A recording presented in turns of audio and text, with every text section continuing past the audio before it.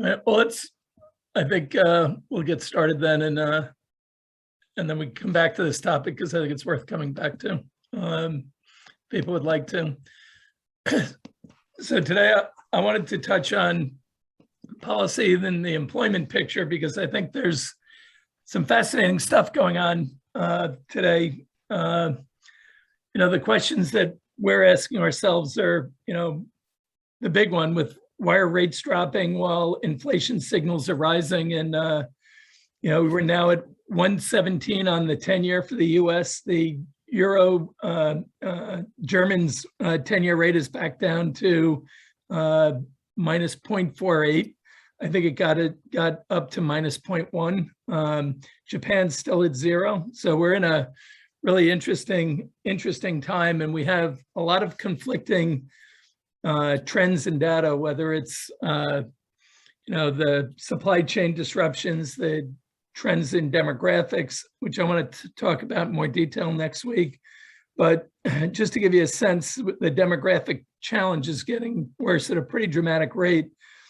Births in Spain for the month of December of 2020 were 20% below the previous year and are now at trending to a level that's as bad as it's been since 1941. Italy was down around 22% in births for that same period. France down 13. So we're having a replacement problem in terms of birth replacements. So demographics are going to play a big role. But today I just wanted to touch on some of the policy implications of what's going on with the employment picture and how it's all bleeding into it. Share with you some updated numbers on the US employment picture and then give you some closing thoughts. But to try and answer the question on what's going on with rates, I think one of the key issues is the amount of money that the central banks have thrown at the problem. And just looking at the Fed and the ECB have added $9 trillion since the start of the financial crisis, where 45% of GDP, their balance sheets are going to grow another $2 trillion over the next year. The US alone is doing $120 billion a month, and that while they may taper or start talking about tapering in the fourth quarter of this year, that has real implications on it. And so we think rates are going to stay close to zero or stay historically low, but we really think the quantitative easing is really distorting the bond markets. You have real GDP up quite a bit, really strong, but bond yields declining. That's not the way it's supposed to work. And I think one of the issues goes back to something Bill Dudley said back in 2012, where he felt that for every $500 billion of Fed purchases would have the same effect as a 50 to 75 basis point cut on rates. So, they're looking at, roughly $1 trillion a year for the US for the next 2 years. So that would be 200 basis points equivalent of yield decline. So I think that's part of what the challenge is there. And just to put real GDP for quarter over quarter, EU is up 8.3% in the second quarter, the US 6.5, China 6.4, and the three of them averaged 7.1% real GDP growth quarter over quarter. So we're in a very strong period. And as you can see, they account for a lot of the global GDP, over 50%. All three, though, are struggling to meet the expectations of their populations. And I think this is a big rub that creates a real problem for policymakers. And just to give you a sense, the year-over-year swings for the nominal GDP for the US were a record decline in Q2 of last year to a record increase in Q2 of this year. So just to take a look at it, you can see the balance sheets of the US and the Euro area. It's not the ECB's balance sheet. They report in a funny way, but you can see major increases of this. And look, if you go back up to 2008, not really meaningful increases in the balance sheet for the Fed. Certainly a bigger one in the Euro area, but nothing like what we've seen in the period since then. And one of the important things to note is in that gray shaded area from 2008 to 2009 is really one of the things that politicians are reacting to right now, which is a lot of the Democrats, particularly in the progressive side of the party, think that the Obama administration was too slow and too light in their efforts to stimulate the economy, and they don't want to make that mistake this time. So we're looking at a situation where we're going to add, on the fiscal side, we've added 1.9 already trillion this year.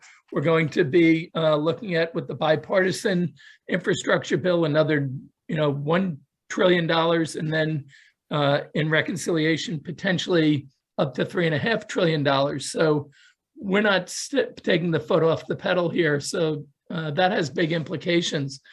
But as we keep putting money into the system, you can see how the rates have declined and how much rate pressure there actually has been. And this is really a pretty staggering decline in 10-year bonds for the US and for the Euro area. But at the same time, a lot of those policies, and I've talked about this before, were designed to stimulate net worth, to give people more money to spend, to help us get out of and deal with the debt problem. So you can see in the US, net worth at record levels, and will probably exceed 140, maybe even 150 this year. That's massive net worth being developed. The employment rate has come back dramatically, but we still have a problem with the U6 unemployment levels, which is still in excess or right around 10%. And that is one of the big fears that the central bank is focused on. You can see, and this is one of the rubs that we're going to be struggling with for some time. Job openings for non-farm is over 9 million jobs, but the quit rates are rising. So we're trying to figure out how to reconcile the two. Clearly, as job openings increase, the quit rates rise because people feel they have more opportunity, yet our unemployment numbers are still quite high and people are having trouble filling the jobs. So it goes back to the skills mismatch that we've talked about. So for us, we think the recovery remains on track, but there'll be a lot of volatility. The pandemic, which I got through the whole thing without really mentioning much, is creating a lot of wobble to the recovery, and a lot of fear about what a setback could mean with additional lockdowns. But it remains a generally positive backdrop for equities because earnings have been quite good. Input cost and pricing power will be the determinants for the winners in this area, but you're starting to see really it's even greater separation of the haves and have-nots from the equity market in this environment. Rates are going to be kept down by the central bank printing, but I think they will pull forward tapering expectations in the fourth quarter. And I do think the Fed will start doing something sooner than they had intended. I don't think that's necessarily a bad thing. I think getting back to normal will take some time anyway. And I think there are real structural issues still with demographics and debt levels. I think debt right now is roughly 3 times global GDP. So it's something we're going to have to have rates stay low for an extended period just to deal with that, particularly if growth is going to be wobbly and uneven.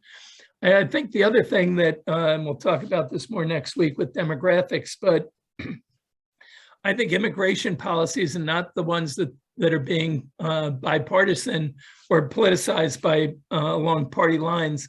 But I think a really sound immigration policy is going to be key going forward, because what we're going to see with demographics is at least 50% of the developed economies will be in negative population growth for the long term. And that's going to create opportunities for people moving from places like Nigeria and others that are going to have very positive growth rates, but people searching for bigger opportunities. I think that's going to be a big issue. And I think that's going to require a more thoughtful approach to immigration than we've had. I think inflation readings will push the Fed to move sooner than they originally planned, but I wouldn't get the sense that it is a permanent level of inflation yet. I think we still have more time to do that, but it is a concerning package of numbers we've seen, and it's going to be a question: when do consumers start pushing back, and when do the inflation readings, particularly around housing, become self-fulfilling prophecy that forces a slowdown and brings rates back down, or rates back up, and growth back down, that puts more pressure on the central banks and fiscal policymakers to act.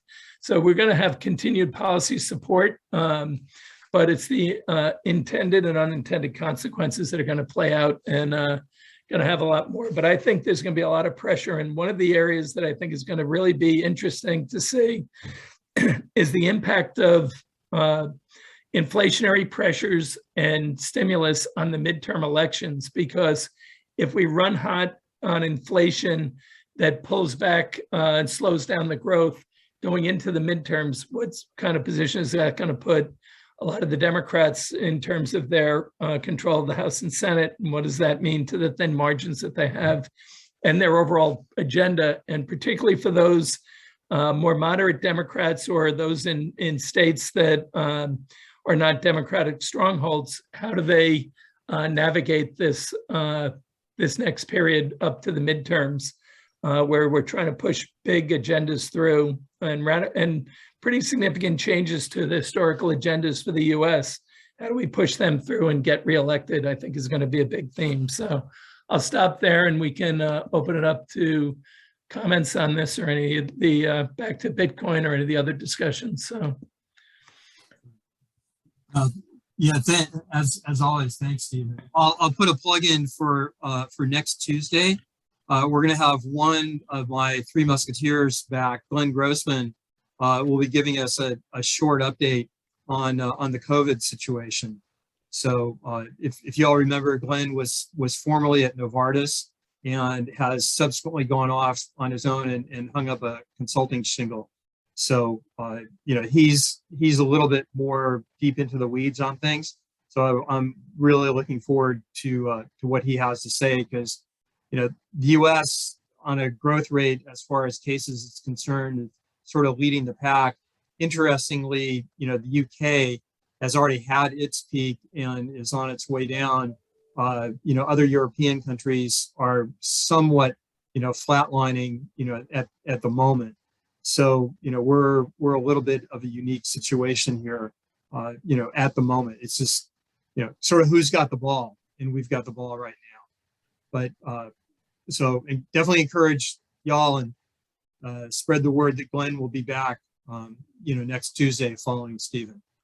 And as Bill knows, I had heard Glenn speak, I guess a week and a half ago now, and he was much more positive on the progress and the outlook than I think a lot of people are feeling right now in terms of getting over the hump. And I think he used the UK as an example of that, but is less concerned about it than the headlines would be. Not that he's not concerned, but I think he feels like we're getting closer to moving through this. So it'll be fascinating to hear him next week. His level of specificity and his facts on this are fascinating, and the research is well worth it. So I'd invite other people on if you can, or anyone who has an interest in the topic. Glenn is really good at this, and so great job. Hey, Stephen, I'm curious, the data that you had about net worth at record levels, I'll throw a thesis out at you. Have you looked at household values percentage of average consumer net worth? Because if you look at this environment, I know you talked about housing the other week, but people are stretching to buy homes right now. The 401k data is 18 months delayed, but you'll see, I think you're going to see massive 401k loans, massive 401k distributions to put into homes. I'm just curious if you think that with net worth at record levels, how much of that's tied to homes, and if it isn't creating some type of scenario where people are, I don't want to say it's a bubble, but significantly over levered to homes, and that impacts whether it's travel, leisure, or any type of discretionary spending. Well, I think there's definitely a crowding out. I did see some numbers on this, Jonathan, but what was interesting is the deleveraging that's gone on in the US has actually been pretty significant, but it's created more unevenness in terms of the haves and have-nots. So I think you will see that gap, the data be very diverge quite a bit. I think the net worth is really a function of the wealthiest have the least amount of debt as a percentage, and they have the most assets. So that's skew. I think it'll be very skewed in the numbers. So it is very misleading when you look at that. But when I looked at household debt as a percentage of income and others, it has been coming down considerably. I think you are going to start to see it pop up in this period as a result of the things you're talking about, because I do think some people are stretching for houses, but I also think I think people are getting priced out who can't stretch as well because of the sharpness of the move. So I think you just have this big divergence between the haves and have-nots that's only getting worse here. So I don't think you'd see it in the overall number.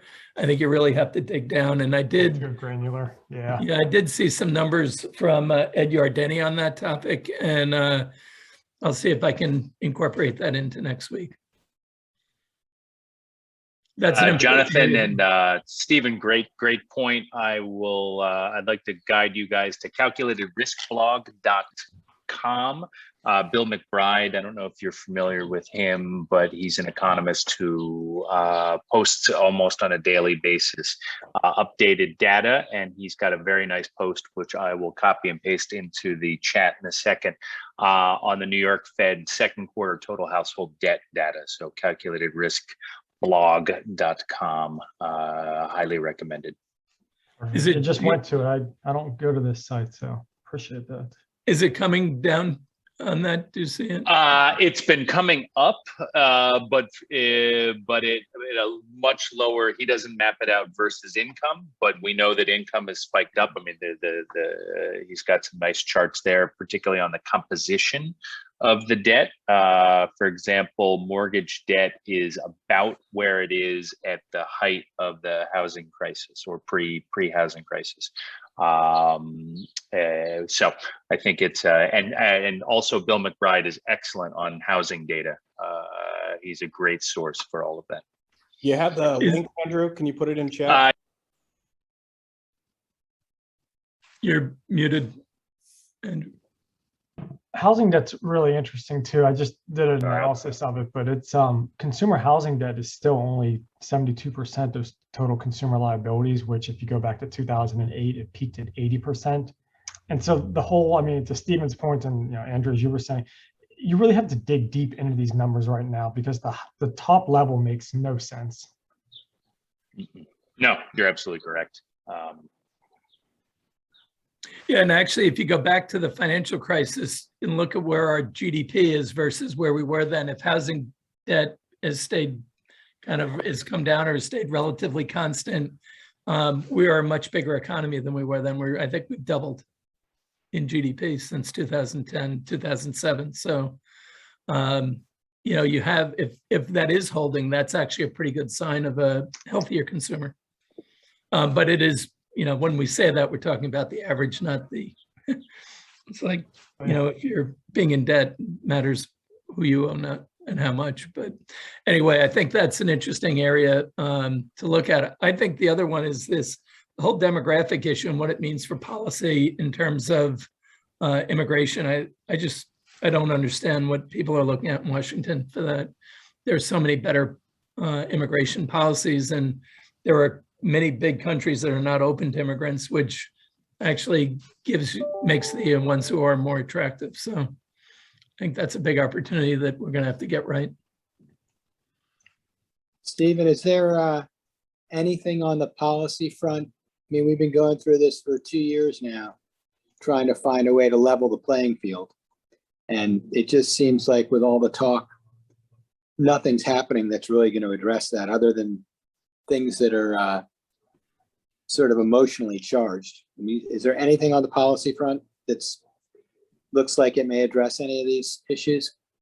I don't think they can, well, there are different ways to look at it. And I've seen some from both sides talking about the inequality issues. And I saw a very interesting case that it's not as bad as actually is improving the inequality, and because they don't count a lot of the government benefits that the lower income people get that would push them well above the poverty levels that are being reported. So it gets really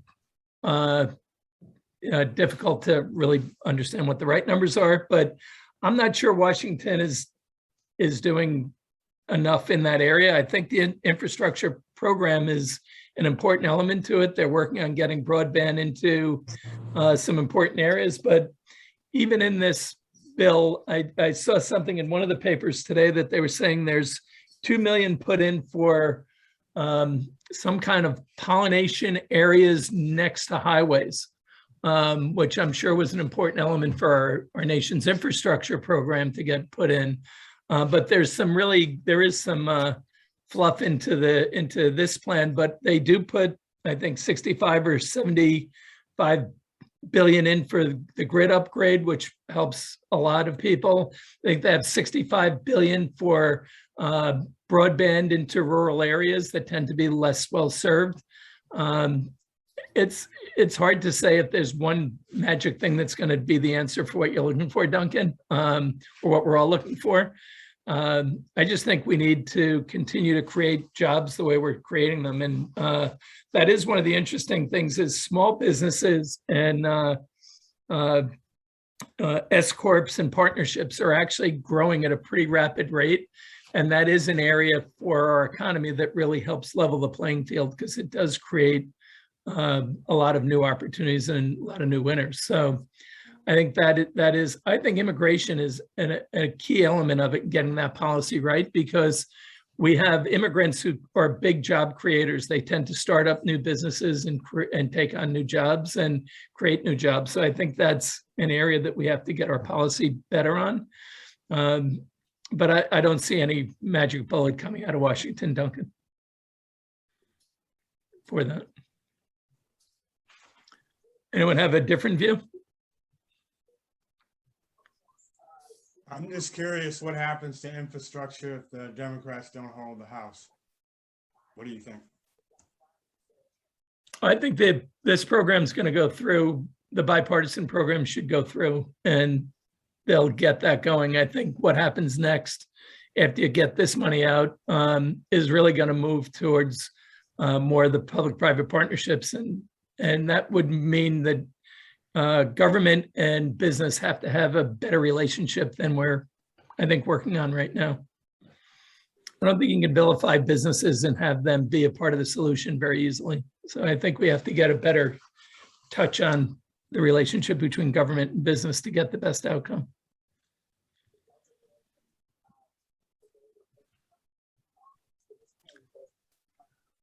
Other thoughts or other topics?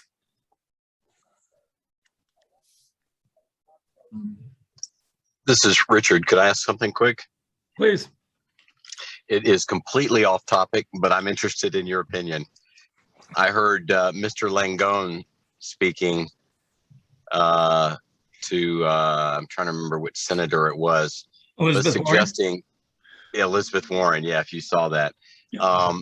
I'm interested to hear what your thoughts are on the impact of an alternative minimum tax for corporations. Oof.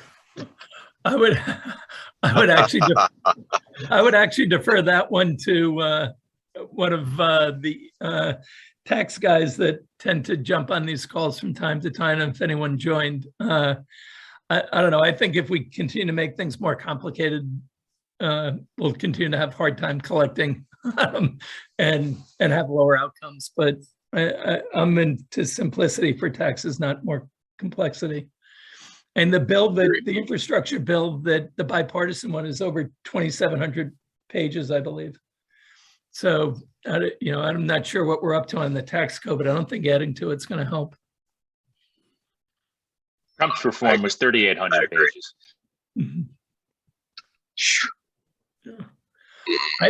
I wonder how they're going to get the small business, the self-proprietor taxes right. That would be the one I think is the area that holds us back most as a nation, to be honest with you. When you have all these small businesses, they get taxed in ways that they really, I don't think are fair or appropriate. And they have to find a way to balance that. And they're worried about the cheats, but I think that holds us back. But that's my 2 cents on that. But. Well, I can, share. Go ahead. My Go ahead, apologies Richard. for interrupting. I just agree that the small business taxes are ridiculous and self-employment taxes, it's way too high.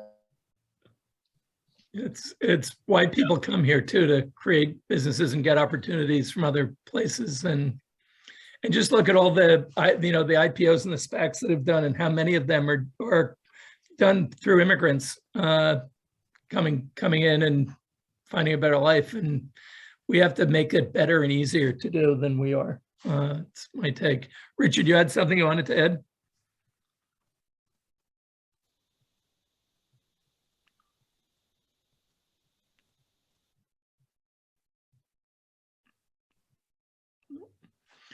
Any other topics? I'm filling in for Mark while he's vacationing. Yes, Stephen, Yep. quick question.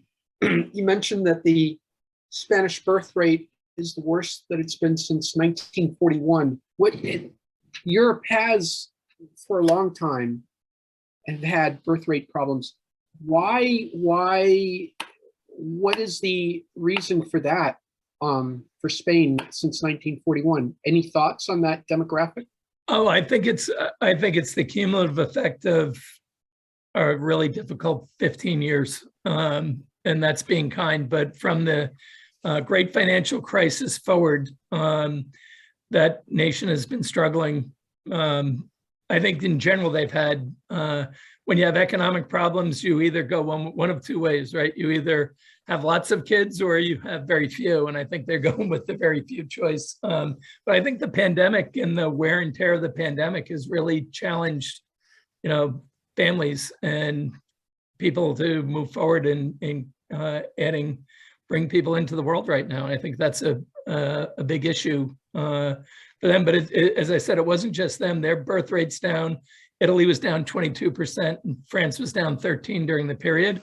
Europe has had a demographic decline that's been going on for some time. We know Japan has had a long problem.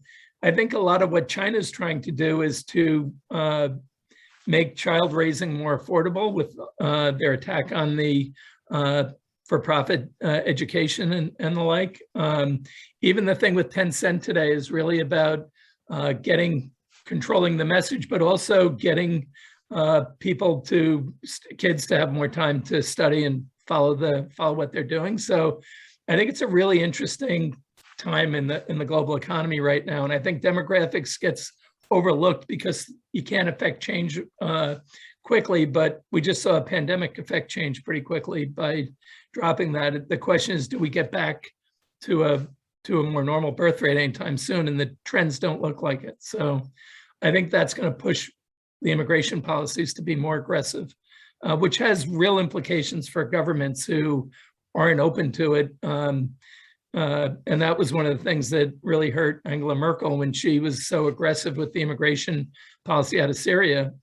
It's not well received by people who are out of work in the countries to have more people coming in to compete for jobs. So it's a real dilemma. And I think that's part of what the policy issues facing governments we're going to see going forward. How do you balance that off? Thank you, Stephen. You're welcome. Yeah. Hey, Steve, it's Rob, and I see Vatsala there. On this topic of the child and sort of the revised rules in China towards kids, I was just curious if you see some follow-on effect into other Southeast or Asian nations.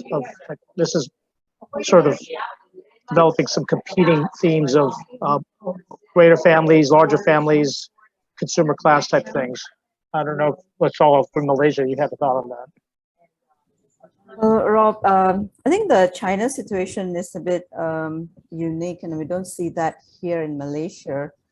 I know they started with a very strict policy of having one child, and that has this effect of this significant impact on its demographics now. And then with this rising education and so forth, so all these urban families are not having more children, right? But we don't see that here in Malaysia.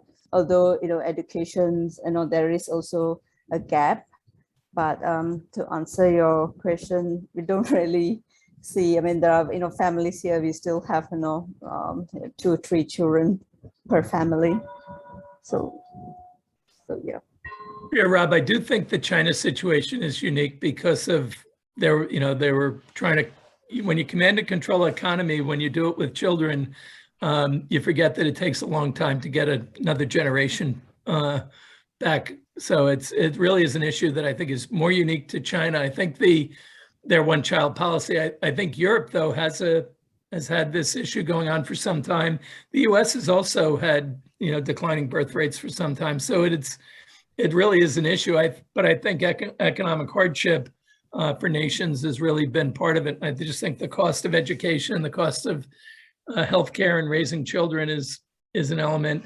I do think the other thing that slowed the birth rate in China was the lack of social safety nets that are available in other nations for the elderly, and the reliance of people taking care of their parents is, I think, an issue that slowed them down. So I think governments having good social safety nets for their seniors impacts this considerably as well. I lived in Europe for 20 years, and I just came back like around really roughly about 10 years ago. I actually think that there's a couple of other kind of cultural dynamics that you're not going to really see in any kind of statistics about it. One, I really think that when how do you say it, the idea of Europe and the way that they've tried to promote a kind of like pan-European culture, the young people basically really do see raising a family as an opportunity cost. While I was there, was, you could say, kind of like the first time that young people were really able to travel outside the country or like work or study outside the country. And it's just, none of them are thinking about raising families. I mean, and especially like in places like Germany, like when the wall came down, I can remember people, telling stories about, "Ooh, let's go to Spain," and because it was literally like kind of the first time that they were able to do that. And so I just think it's as much opportunity cost in this, you could say, impression of what you would literally be giving up if you raise a family these days. You're not going to have so much of that like in the United States, because people don't think about, wow, what country can I relocate to? It's more, it's not as, but I think that that's one of the dynamics of it too. Yeah, I would echo that. Where there's a lot of underlying social narrative, that's driving the psychology of young people. I just saw a note saying that Maureen Dowd in the New York Times this past weekend had a column just assembling a number of quotes, from younger people. And, it ranges from the financial commitment to, wanting to have time for my career, to climate change. It's sort of like you name it, people will figure out a reason, why not to start families. And I think undergirding it all is just this very strange psychology where all of a sudden, children are seen as a burden rather than an opportunity. And, it's hard to imagine that, but it is what it is. It's interesting because declining populations are good for the environment, environmentally good. We have less people, but it's actually, I think the kids are thinking that way. I have 4 kids who are in their 20s, and they don't think the way I thought growing up, which is good, by the way. The word is opportunity cost. Yeah. The word is, the term is opportunity cost. Literally, Bill, literally, it's like young people think of raising a family in terms of this idea of opportunity cost. What is it that I would actually give up if I raised a family? Yeah, not to mention the effects of the psychological effects. We don't know what those are, the lasting of them for the pandemic. That just reinforces decisions that have been made to delay those things. So, long-term ramifications like that could be detrimental. Yeah, it's interesting, Luke, that you raised that and some of the points that Bill and Lauren had made. But when you think about what a 25-year-old has grown up with, right? They went through one of the greatest technological revolutions in history. But they've also lived where the US has been at war for most of the time in their lives. They've been through a financial crisis. Well, they've actually been through a tech bubble, a financial crisis, and a pandemic. It's a lot different than what we had, I think, for most of us growing up. So it's a different world. And I think I do think that for a lot of the policies that people are talking about, it's interesting that the Tencent news with China today, that they're trying to cut back kids' gaming. Is that a good thing or a bad thing? For a lot of the things the Chinese government does, I wouldn't say I'm fully on board with. I'm not so sure that limiting the amount of time kids are spending on gaming is a bad thing. But it's interesting how the policies are changing, and what that means for the way kids look at the world, I think is going to be, something to say. I don't know that we've set the best example for everyone in recent years. The expression my cousin likes to say is that, okay, he says, look, we grew up in the era of free love. They're growing up in an era of free condoms. It's a whole nother set of anxieties and concerns that they've got to deal with. I think you bring up a good point, but I think one thing that we've left off the table here is, and I've only seen anecdotal, and there's no scientific data to this regard that I'm aware of, but people are having less sex. They're in front of screens. They're trapped at home. They're lonely. They're watching porn. Let's say it. We all laugh. I mean, this is a reality, and this is having a demographic impact on all societies right now. Gaming is part of it. It's not just teenagers who are gaming, it's young adults, it's adults, it's people who should be, quote unquote, having sex and raising families. Sorry to use the SEX word, but we can't talk about families without, well, you can, but it's a lot harder without it. So that's a good point. It is the pandemic. There are increasing studies on the loneliness that's been created by the pandemic. So it's a great point, Andrew. There's a lot of changes going on, and as a result of it, just think you couldn't go to bars for a year. That certainly cut back on some opportunities. But you couldn't go anywhere for the most part for a year. You weren't going into the office where a lot of interactions took place, where relationships were formed and the like. So we're going to be dealing with the fallout of the pandemic for some time. Yeah, Other points. I think, sorry, Stephen, I think another aspect of this is just the level of income that people are making too, that delays those decisions, because, I know a lot of kids that are in their 20s, 30s that have delayed stuff because they can't afford certain things. They might have a girlfriend, they might have, maybe got married and have just one kid, but they're delaying that because, the disposable income, they're not making enough. Yep. Other areas people want to discuss before we wrap up? We've gone to 40 minutes, and I know we have a big week next week with Glenn Grossman joining us, right, Bill, on the Tuesday call? Hey, yeah, he'll be up at 11:30, following you, and time for a little discussion. So that'll be great. I will not to go down an arcane rabbit hole, but again, if anybody is like very familiar with the repo market, I'd love to catch up with them. I'm continuing to do some work on that, some very interesting things that are popping up, but I would love to talk to a real expert if anyone has well-versed experience there. Repo market meaning financing your securities position? Or meaning cars? More, yeah, I'm thinking of it more as a macroeconomic level rather than sort of a transactional level, because there's with what's going on right now. I mean, I don't want to. I'm still working on it, but the Fed has gone from like not much to almost, in some cases, like almost $1 trillion a day in reverse repo. And that's got some really interesting ramifications as far as economic and monetary policy. They've been executing reverse repos. Yeah, This is something that's very different because, as you know, as probably many of you will recall, the canary in the coal mine at the GFC was with the Lehman trying to repo their assets in order to continue to fund their operations right before they went belly up. And, and the canary started to sing or die, depending upon how you want to work the analogy, because no one would take their collateral. And so repo rates went way up because the Lehman collateral was no good. And there was still demand in the system. This is the opposite. This is reverse repo.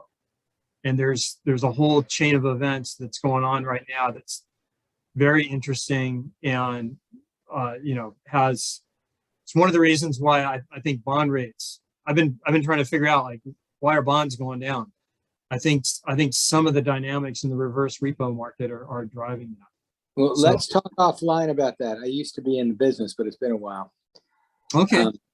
And Bill, I call over to the woman who runs money markets at Dreyfus. I haven't called her yet. Okay. Dan Mellon. So she's been doing it for almost 40 years. So I'll get her take on that. Do you think it's because there's so much cash on the balance sheets of the banks that they need to lay that off to the Fed? Yeah. So, I mean, as a thumbnail, so there's been a lot of cash, with all the QE that's been going in, that goes initially to bank balance sheets. Bank balance sheets have been expanding at just an enormous rate. Lending has not picked up commensurate to that. So again, you've got huge excess reserves on bank balance sheets. Banks that's a liability for them. They have to hold reserve assets against that liability. So they've been trying to find collateral for that. B, from what I have heard from my research, they have actually been asking their corporate clients to move, don't send me any more cash, buy money market funds. So money market funds have been swamped with purchases. They, of course, have got to invest that stuff short term because there are some regulations that determine exactly, what type of collateral they can hold. And it's all like, super short, super, risk averse type stuff. And the government has been, number one, they've been borrowing long rather than short. So there's less T-bills that have been issued. And number two is that I know this is funny to say, but relatively speaking, they haven't been issuing a whole lot as of late. So there's this huge collateral shortage. And so as a result, reverse repo, the only game in town now is the Fed. They're the only people who've got the stuff that people need. So the amount of reverse repo, that is people who have cash and need securities, are going to the Fed and they're borrowing like crazy, as in like almost $1 trillion a day. Because you can go on the Fred charts and take a look at it. It's stunning. But so the consequence of that is that you have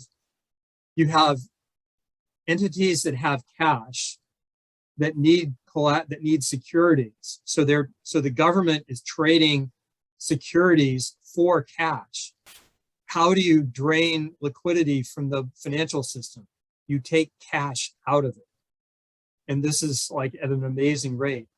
And I've seen like one M2 chart that's starting to flatten out right now. I mean, it's still a lot. So money growth is still there, but it's starting to flatten out according to this one chart that I saw on Trading Economics. So if you think about it this way, I'm spilling all the beans here. So if you think about it this way, if you have this huge pressure that's happening, starting from reverse repo, that is putting a damper, you're pulling money out of the financial system, essentially you're tightening, and you're pressing down on M2, and velocity has not increased. That is a sign for disinflation, not inflation. It's also more demand for bonds, which is keeping perhaps bond prices down. So Bill, if the Fed stopped buying at the same rate that they are, that should create more liquidity for the repo market, right? Because their purchases Yeah, of treasuries. yeah, exactly. Yeah, because they're putting 120 billion into the market every day, or I'm sorry, every month. That- You know, with Treasury and MBS purchases. Yeah. So yeah, so if they taper, then yeah, you know, that could do it. But Yeah, it's the Fed's interesting. competing with the banks. The Fed's got to stop competing with the banks. I mean, this whole thing has lost its utility. I mean, Right. nobody should be buying any mortgage-backed securities to support the mortgage market right now.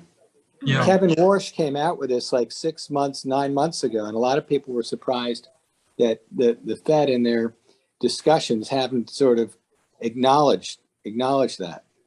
It's been really strange. You know, the thing Well- is, the whole reverse repo thing, it used to be the Fed's way to signal that they wanted rates to go up. They would execute reverse repos, right? And Yep. this whole technical thing is reversed because of this business of the balance sheet growth.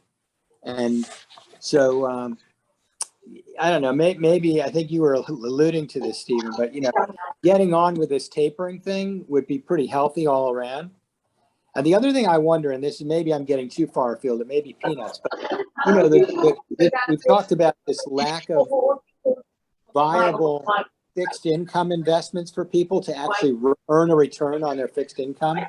And so much has been pushed into the alternative asset space away from the banks themselves that the banks, you know, are essentially not making loans. The sort of third party market is making the loans now. They're taking money from a pension fund and they're making a loan, you know, and that's really happening outside the banking system. Yeah. And, you know, maybe it's still an adjustment to that. And by the way, if anybody's gone out there and gone through the exercise of getting a mortgage lately, which I have done, it is, excuse my French, a fucking pain in the ass. It is so painful. I mean, the regulatory environment for actually making a loan is pretty ridiculous. So I think there's a lot of sort of technical obstacles that exacerbate this too. I don't have big batch numbers to back that up, but that's what it feels like to me.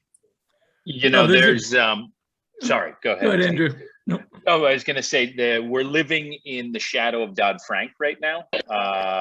All of this are the unintended consequences of trying to shore up the financial system over 10 years ago. So that's one of the reasons why you're seeing a lot of this flooding going on. The other issue that people are starting to talk about, at least some of the economists that I follow, is that tapering doesn't really matter because supply is dropping like a rock, and the forward supply of Treasury going from here to say March or April of next year is gonna decline by like half. So you don't even need tapering to have the effect, or even if tapering happens, the effect on rates is almost going to be negligible. So you've got the Dodd-Frank, you know, forced purchasers, non-economic or economically insensitive buyers, if you will, who are frustrating things. We were analyzing the holders of Treasury securities a few weeks ago.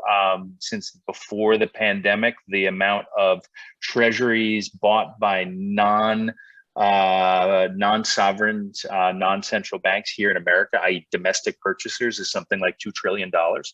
So it's not just the Fed buying Treasuries right now. And then the other thing that people aren't really looking at that we're seeing grumbling about is the municipal market. Go try and buy a municipal bond on your own right now. Almost impossible in the secondary market. We are steering all of our clients towards funds that are buying at the primary market. You can't buy a muni, or at least one with a yield that you would consider reasonable, even in a relative basis. So the muni market also, because their balance sheets are much better off than people ever would have wildly imagined a year ago. So there's a lot less muni issuance. The Fed issuance, or the Treasury issuance, is going to drop very, very soon. Yeah. Can I switch topics? Rob had another sector he wanted to touch on. So Rob. Yeah, just a quick thought. I think I see Jack on here. I caught up with some of the 360 folks in the Hamptons last couple of days, and watched a little bit of the Olympics. And I guess that the question and the thought is, someone like Simone Biles, who came in, viewed as greatest of all time, and then just with the decision she made as far as dropping out of certain things. I mean, there's arguments. The old school is tough it out, and then on the other side, there's arguments of respecting the mental health and other things. I was curious, Jack, do you think that's going to be a theme at professional sports, here in the U.S. of if it's okay for someone like that to do that, that certain star performers will sort of reassess some actions?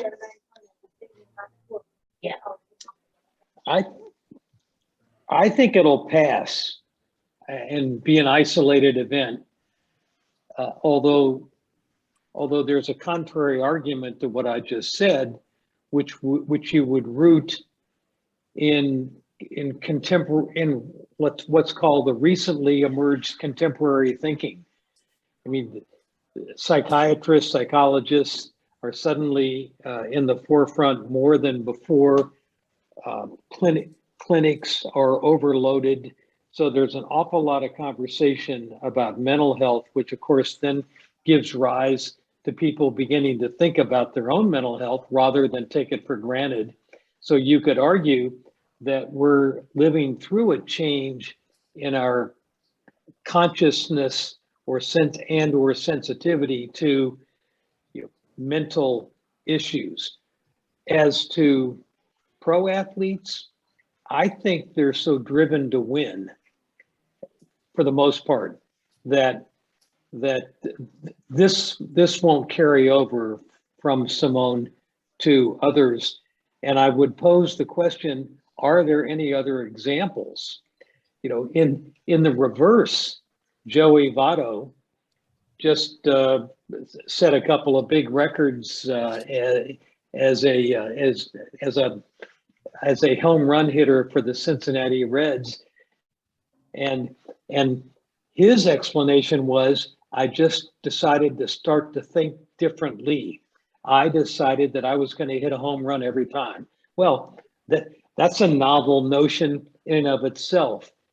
Action follows thought, and I'll think something different.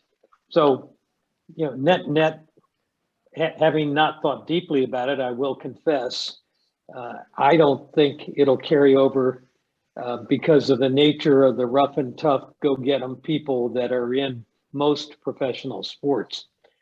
Now, she's an extraordinary person and an extraordinary athlete, and this is clearly an isolated, episodic event.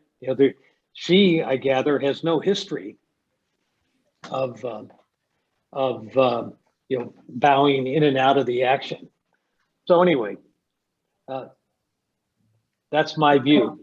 Assuming I'm the Jack that you were asking. If there's another Jack, no, you are the Jack because of your co-ownership with the Reds, and I hear your point about sort of the financial upside. I think as this thinks through, some of these athletes recognize too that some of their commercial and brand value may be affected by that. But then I think the other extreme of like Tom Brady, who's been able to extend his playing life beyond average and do so with execution and delivery and investing even more into the sort of mental health toughness and physical health. So, it's interesting. What a great role model is he. Interesting to see how this plays out in different sectors. Rob, yeah, I think this is we have sports and we have performance, and I think Simone Biles is certainly in the category of a high performer. But I compare this to soloing rock climbing or ice climbing, which I have done. And when you don't feel you don't feel it that day, you don't go up, because the consequences of making a mistake are incalculable. It's 100%. And so, I respect, if you lose your focus and you get what she called the twisties, which I can, imagine is significant is, I can't judge for her, but I wouldn't compare extreme gymnastics with any other high performance sport, because I think the consequences of the mistake are severe. That's an interesting observation because of the extreme precision that her activity requires.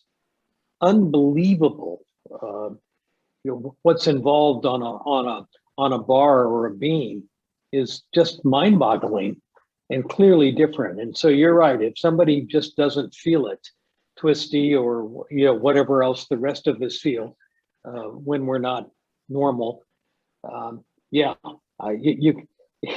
wouldn't want to do any rock climbing, that's for sure. That's an interesting point, Jack. I was just reading that the real big difference with something like gymnastics, that if, for instance, if a baseball player isn't feeling it that day, okay, he just like sits out. But literally a gymnast could kill themselves if they're not in the right frame of mind and they attempt something like, a vault on a somersault on a vault or on a double bar or something like that. And so what Simone Biles has just said was, hey, blank all you all. I'm not going to kill myself out there. That's literally kind of what she's saying, and there have been a few other cases I've looked at in the Olympics where they really, really hyped up someone who turned out to not prefer this one swimmer. I think her name is Lily something. They were really, really hyping her as, that she was going to blow away everybody else. And she wound up only getting a bronze medal. And some 17-year-old, I think it was in the freestyle, right? They were really, really hyping this woman up, and also like what she would do to psych out her opponents and all that. And it all fell flat. And this 17-year-old girl wind up winning the gold medal. So you hear, stuff, basketball players. I know there was a basketball player here in Chicago, Derrick Rose. He just said the same thing. He said, look, I don't care what none of y'all say. I'm not going to go out here and kill myself doing this. Allison, did you have a point you wanted to raise? Yeah, and I definitely, just kind of adding on what others have said, but I think that the root cause for Simone Biles is that Larry Nassar was allowed to be in the position that he was for such a long period of time.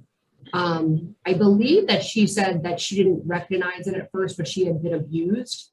And I think that my understanding has made her hate USA Gymnastics, because she said, I'm literally trusting you with my life to guide me, and you have not done so. And I think that is such a unique thing to gymnastics, because you don't have such youthful, I think, when did she join US Gymnastics? When she was 16? Like, you just don't have players performing at that level, and being in that specific situation where, in this case, sexual abuse was so predominant, which I'm not an expert on this at all, but I think it's, when you actually hate the ownership or your team, it probably has a real, you